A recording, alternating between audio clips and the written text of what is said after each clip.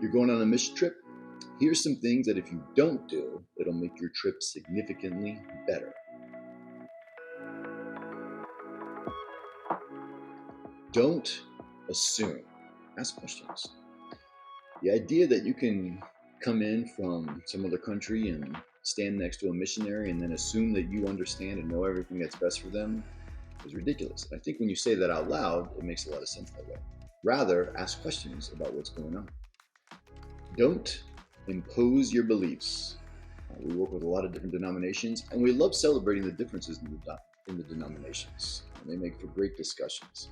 But I've never had a different denomination come down and then tell me how I should start feeling my faith or living my faith.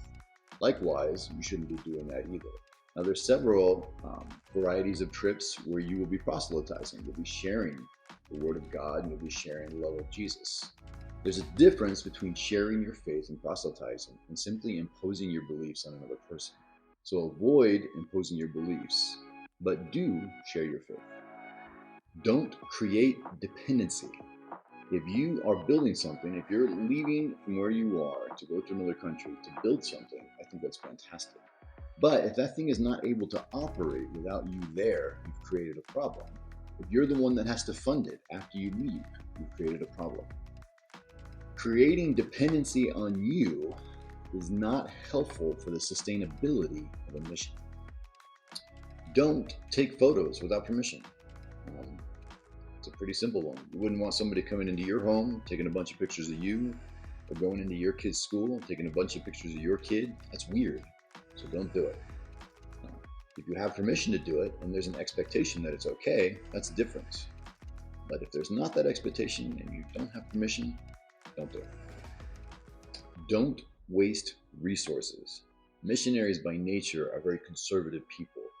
They track everything that they use because they have to raise money for it. So whether it's water or electricity or crayons, it doesn't matter. We want to use things the way they should be used. That's correct. That's a correct use of resources.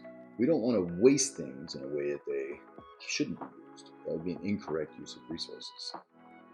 Don't make promises you can't keep. I can't tell you how many times I've had people come down, normally people of means, who come down and they see the challenges that we have to face in the day-to-day, and they experience a level of poverty that they've never seen before, and suddenly they've got a bunch of ideas on how to alleviate poverty and how they can help our mission, which I think is amazing. I love when people start tying their heartstrings to what we're doing and they really start supporting the mission. And then they start creating promises that they're going to do this, they're going to pay for this, they're going to send this down. You have to be very careful about promising things. You can easily overpromise and underdeliver. I've been doing this for a long time, so I can kind of recognize when that's happening. But the person who makes the promise has to live with the fact that they've had to break a promise because it just wasn't sustainable. They weren't able to do it by the time they got home. And then it's awkward. They don't want to talk to me. I call them up to see how things are going. And it's just a weird conversation. So don't overpromise. Don't overlook cultural sensitivity. Here in Nicaragua, there's a lot of small cultural things that make a big difference. And I know that anywhere that you're going to go to in the world, if you're going to do a mission trip, has their own cultural things. It would be wise of you to investigate what those things are, maybe talk to the missionaries and find out what their expectations are. Whatever you do, don't simply dismiss those things in favor of your own culture. Ignore them, or it'll come off as disrespectful. Don't engage in volunteerism. Volunteerism and missions are very closely related. They're similar to cousins. The difference is volunteerism tends to focus on the self, and missions tends to focus on the outward, the community, the missionaries, or anything like that. To be clear, there's nothing wrong with volunteerism. There's plenty of places that do volunteerism, and they do it very well. But on the focus of a mission trip, you're really focused on going there to serve, not to be served. Don't assume that you know best. Humility is really key here, and remembering that you're a guest in the community that you're serving.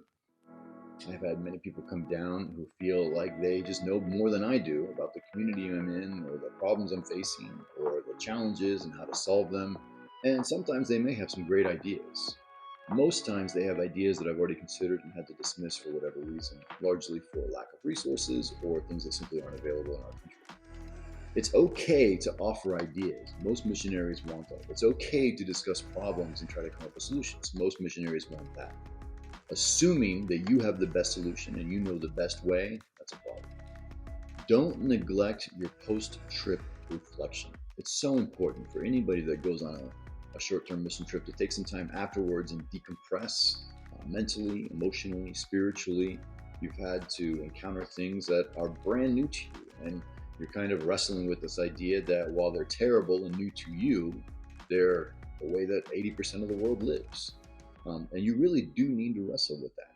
You really do need to come to terms with it, and you need to take time to do that. You need to take the appropriate amount of time. Don't forget to be grateful. We as Christians are called to be grateful. It should be a constant heart posture for us all the time. We are people of gratitude. So when you come down on a mission trip, there's a lot of hands involved. You have the missionaries that you were going to visit, or the mission that you were going to visit, the church that put the whole thing together, people that supported you financially, your entire team that surrounded you the whole time. Remember to thank all of those people. The list goes on and on. Remember to be thankful. It's so important. A missionary is a life-changing experience, and we wholeheartedly support people going on missions. Just remember this list of don'ts, and your mission trip is going to be a million times better.